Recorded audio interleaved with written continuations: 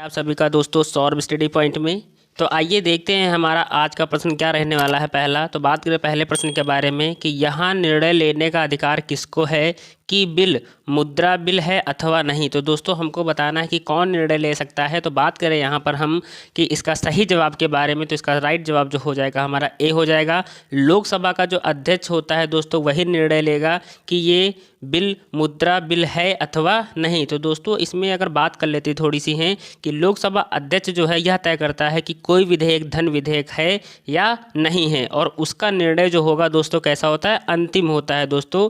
उसी का निर्णय जो होता है दोस्तों वही माना जाएगा।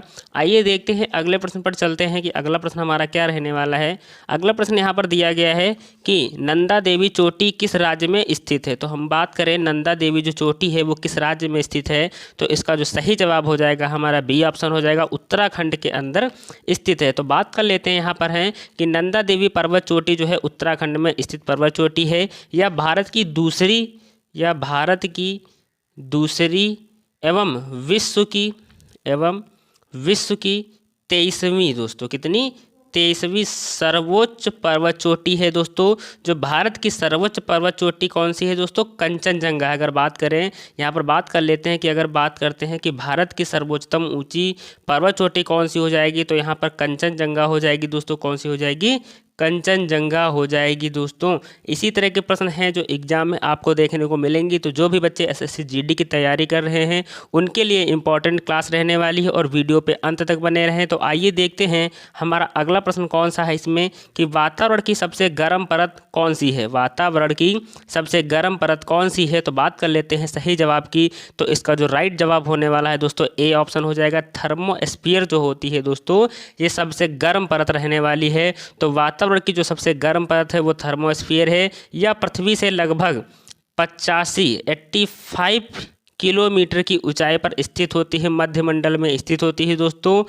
इस तरह के क्वेश्चन एग्जाम में आपको ज़रूर देखने को मिलेंगे। तो आइए देखते हैं, इसी के साथ हम बात कर लेते हैं अगले प्रश्न के बारे में कि विद्युत प्रतिरोध की इकाई क्या है। विद्युत प्रतिरोध की इकाई क्या है, तो बात करें दोस्तों सही जवाब की, तो इसका डी ऑप्शन हमारा करेक्ट हो जाएगा। ओम जो होगा हमारा जवाब राइट रहने वाला है। आइए बढ़ते हैं दोस्तों अगले प्रश्न पर कि अगला प्रश्न हमारा क्या रहने वाला है। तो देख लेते हैं कि चश्मे बनाने में किस कांच का प्रयोग किया जाता है। तो चश्मे बनाने में किस कांच का प्रयोग करते हैं दोस्तों। तो बात करें सही जवाब की, तो क्रुक्स कांच होती है दोस्तों जिसका हम प्रयोग करते हैं चश्मे बनाने में। आइए देखते हैं अगला प्रश्न हमारा क्या है। अगला है कि एक ध्रुवी सहसंयोजी बंध है। तो एक ध्रुवी जो सहसंयोजी बंध है दोस्तों, चारों ऑप्शन में से कौन सा होगा सहसंयोजी बंध। आइए बात करते हैं सही जवाब की, तो हमारा पहला ऑप्शन सही हो जाएगा दोस्तों। HCl जो होगा ये हमारा एक सहसंयोजी बंध रहने वाला है। आइए इसी के साथ में हम देखते हैं कि हमारा अगला प्रश्न क्या है।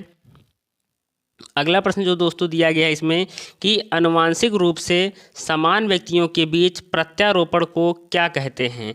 कि आनुवांशिक रूप से समान व्यक्तियों के बीच प्रत्यारोपण को क्या कहते हैं। तो बात करें सही जवाब की, तो दोस्तों इसको क्या कहते हैं, आइसोग्राफ्ट कहते हैं। क्या कहते हैं, आइसोग्राफ्ट कहते हैं। तो बी ऑप्शन जो होगा हमारा करेक्ट हो जाएगा। साइंस में दोस्तों इसी तरह के प्रश्न आपको देखने को मिलेंगे। तो आइए देखते हैं अगले प्रश्न पर चलते हैं कि प्रतिजन दर्शाने वाली कोशिकाएं निम्नलिखित में से किसे छोड़कर सभी में विशिष्ट कृत कोशिकाएं होती हैं। तो दोस्तों किसे छोड़कर सभी में विशिष्ट कृत कोशिकाएं होती हैं, तो बात करें सही जवाब की, तो सी ऑप्शन हमारा करेक्ट हो जाएगा। गुर्दे के अंदर होती हैं। किसमें दोस्तों, गुर्दे के अंदर दोस्तों ये मौजूद होती हैं। आइए बात करते हैं अगले प्रश्न पर, इसी के साथ में चलते हैं हमें कि हमारा अगला प्रश्न क्या रहने वाला है। तो देख लेते हैं अगला प्रश्न यहाँ पर दिया गया है कि निम्नलिखित में से 1 किलोबाइट की तुल्य होता है। तो दोस्तों 1 किलोबाइट किसके बराबर होता है। तो बात करें सही जवाब की, तो 1024 के बाइट के बराबर होता है दोस्तों। कितने, 1024 बाइट्स के बराबर होता है। तो डी ऑप्शन जो होगा हमारा करेक्ट हो जाएगा। तो दोस्तों अगर बात करें कि 1 बाइट बराबर कितने बराबर होता है, 1 बाइट बराबर अगर बात कर लेते हैं तो 8 बिट के होता है दोस्तों। ये एग्जाम में देखने को मिलता है प्रश्न। तो जो भी बच्चे KVS दोस्तों तैयारी कर रहे हैं, KVS की तैयारी कर रहे हैं या SSC GD की तैयारी कर रहे हैं, उनके लिए क्लास जो है दोस्तों वेरी इंपॉर्टेंट रहने वाली है। अगर दोस्तों यहाँ पर बात कर लेते हैं कि 1 मेगाबाइट बराबर कितना होता है, 1 मेगाबाइट बराबर कितना होता है दोस्तों, तो ये भी दोस्तों कितना हो जाएगा, 1000 1024 किलोबाइट के, कितने दोस्तों 1024 किलोबाइट के हो जाएगा। इसी तरह के दोस्तों प्रश्न है जो एग्जाम में आपको देखने को मिलेंगे। तो आइए देखते हैं कि अगला प्रश्न हमारा क्या रहने वाला है। अगला प्रश्न है कि ग्रीन हाउस प्रभाव क्या है। ग्रीन हाउस प्रभाव क्या है, तो इसका जो सही जवाब हो जाएगा दोस्तों बी ऑप्शन हो जाएगा, पृथ्वी के वायुमंडल के कारण उसकी सतह को गर्म होना। दोस्तों जो बी ऑप्शन होगा हमारा राइट हो जाएगा, ये इसका मतलब होता है। तो आइए देखते हैं इसी के साथ में हमारा अगला प्रश्न क्या है। तो अगले प्रश्न के बारे में बात कर लेते हैं। यहाँ पर हैं कि 21 जुलाई 2022 को नीति आयोग द्वारा भारत नवाचार सूचकांक 2021 जारी किया गया। भारत नवाचार सूचकांक 2021 में किस राज्य ने शीर्ष स्थान पर प्राप्त किया है। तो दोस्तों नवाचार सूचकांक 2021 में किस राज्य ने शीर्ष स्थान पर प्राप्त किया है, तो बात करें सही जवाब की तो हमारा ए ऑप्शन जवाब दोस्तों करेक्ट हो जाएगा। कर्नाटक जो होगा दोस्तों वो हमारा शीर्ष स्थान पर इसमें रहने वाला है नवाचार सूचकांक 2021 में। तो दोस्तों यहाँ पर बात कर लेते हैं कि दूसरे नंबर पर कौन था। पहले नंबर पर दोस्तों कर्नाटक हो जाएगा, दूसरे नंबर पर दोस्तों हमारा तेलंगाना हो जाएगा, बात करें तीसरे नंबर पर तो हरियाणा रहने वाला है। दोस्तों आइए देखते हैं अगले प्रश्न पर चलते हैं कि अगला प्रश्न हमारा क्या रहने वाला है।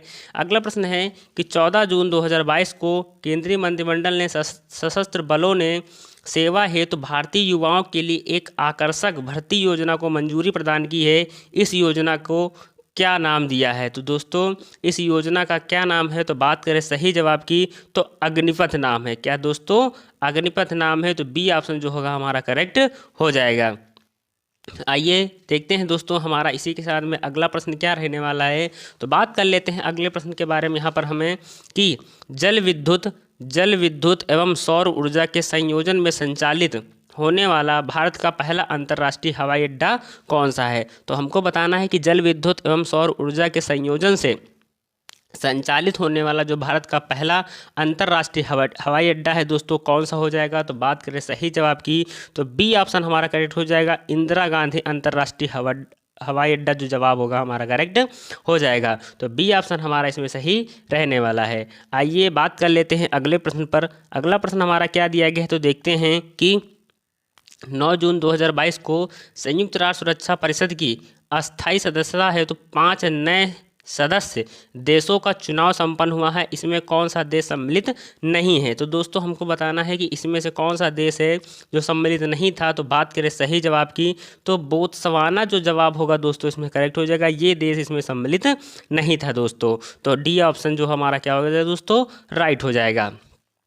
आइए बढ़ते हैं अगले प्रश्न पर। अगला प्रश्न हमारा क्या दिया गया है, तो देखते हैं कि हाल ही में चर्चा में रहा माउंट ब्लूसुन ज्वालामुखी में विस्फोट दर्ज किया गया है, यह किस देश में स्थित है। तो दोस्तों जो माउंट ब्लूसुन ज्वालामुखी है विस्फोट दर्ज किया गया है, यह किस देश में स्थित है। तो बात करें सही जवाब की तो ए ऑप्शन हमारा राइट हो जाएगा, फिलीपींस के अंदर स्थित है। दोस्तों कहाँ पर स्थित है, यह जो ज्वालामुखी है ये फिलीपींस के अंदर स्थित है। आइए अगले प्रश्न पर चलते हैं दोस्तों। अगला प्रश्न हमारा क्या दिया गया है कि फ्रांस की नई प्रधानमंत्री के रूप में किसने पदभार ग्रहण किया है। तो अगर बात करें जो फ्रांस की जो नई प्रधानमंत्री हैं दोस्तों किसने पदभार ग्रहण किया है, तो इसका जो सही जवाब हो जाएगा सी ऑप्शन हो जाएगा, एलिजाबेथ बोर्न जो जवाब होगा करेक्ट हो जाएगा। सी ऑप्शन हमारा राइट रहने वाला है।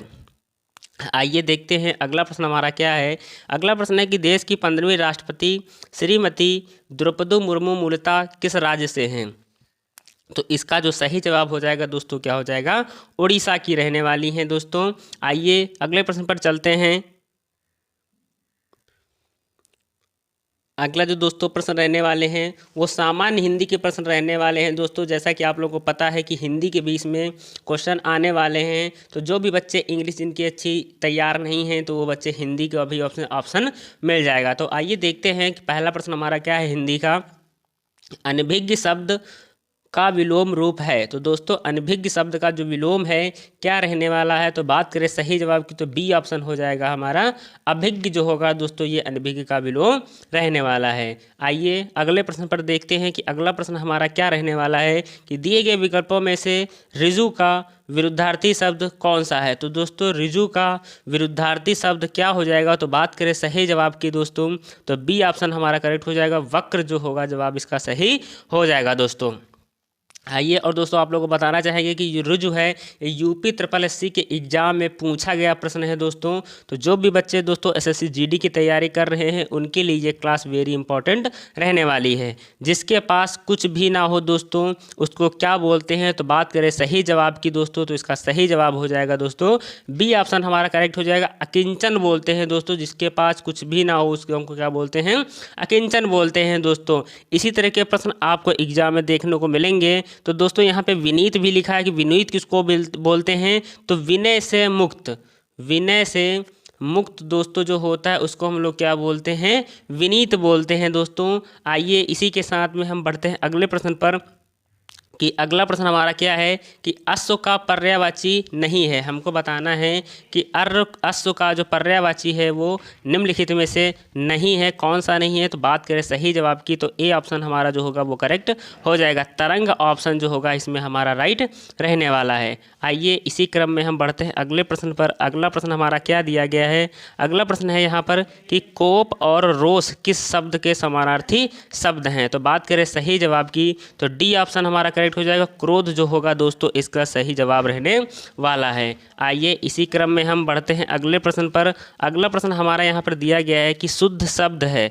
तो हमको बताना है कि निम्नलिखित में से शुद्ध शब्द क्या हो जाएगा, तो उपर्युक्त सभी। तो दोस्तों जो तीनों ऑप्शन दिए गए हमारे तीनों ऑप्शन हमारे राइट रहने वाले हैं। तो आइए देखते हैं कि अगला प्रश्न हमारा क्या रहने वाला है।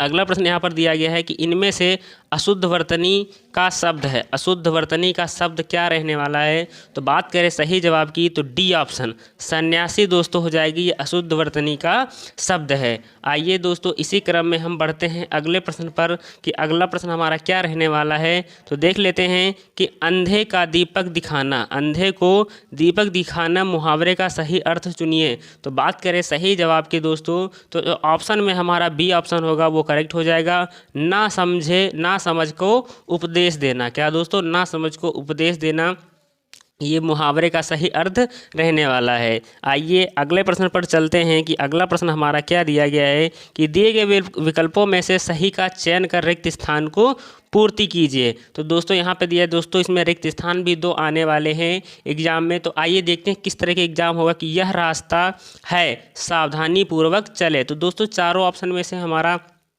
कौन सा इसमें जो ऑप्शन होगा वो सही से इसमें सटीक बैठ सकता है। तो बात करें सही जवाब की तो ए ऑप्शन हमारा करेक्ट हो जाएगा। यह रास्ता दुर्गम है सावधानी पूर्वक चले। तो ए ऑप्शन जो होगा हमारा क्या हो जाएगा, करेक्ट हो जाएगा। आइए अगले प्रश्न पर चलते हैं कि अगला प्रश्न हमारा क्या है कि खूब सोच विचार करने के बावजूद भी हम किसी पर नहीं पहुंच सके। तो दोस्तों बताना है कि किस पर नहीं पहुंच सके। तो बात करें सही जवाब की तो परिणाम पर नहीं पहुंच सके। किस पे दोस्तों, परिणाम पर नहीं पहुंच चुके। तो हमारा सही जवाब इसमें क्या भरा जाएगा दोस्तों, परिणाम जो होगा हमारा करेक्ट जवाब हो जाएगा। आइए अगले प्रश्न पर देखते हैं कि अगला प्रश्न हमारा क्या है दोस्तों, निम्न में से कौन सा वाक्य सरल वाक्य नहीं है। हमको बताना है कि निम्नलिखित में से कौन सा वाक्य जो है वो सरल वाक्य नहीं है। तो इसका जो डी ऑप्शन होगा दोस्तों क्या हो जाएगा, हमारा करेक्ट हो जाएगा। डी ऑप्शन दोस्तों, इस मेले का उद्देश्य है कि व्यापार में वृद्धि हो। तो डी ऑप्शन दोस्तों होगा ये सरल वाक्य नहीं है। अगर बात करें सरल वाक्य के बारे में कि जिन वाक्यों में केवल एक ही उद्देश्य और एक ही विधेय होता है दोस्तों वो क्या कहलाते हैं, सरल वाक्य कहलाते हैं दोस्तों। तो ये इसकी डिफिनीशन हो गई। इसी तरह के प्रश्न दोस्तों एग्जाम में आपको बारी बारी से देखने को मिलेंगे। और जो भी बच्चे एसएससी जीडी की तैयारी कर रहे हैं उनके लिए दोस्तों ये इंपॉर्टेंट क्लास है। और दोस्तों नेक्स्ट वीडियो पाने के लिए दोस्तों चैनल को सब्सक्राइब कर लीजिएगा। और जो भी बच्चे चैनल पे दोस्तों अभी तक नए हैं तो चैनल को सब्सक्राइब कर लीजिएगा। धन्यवाद।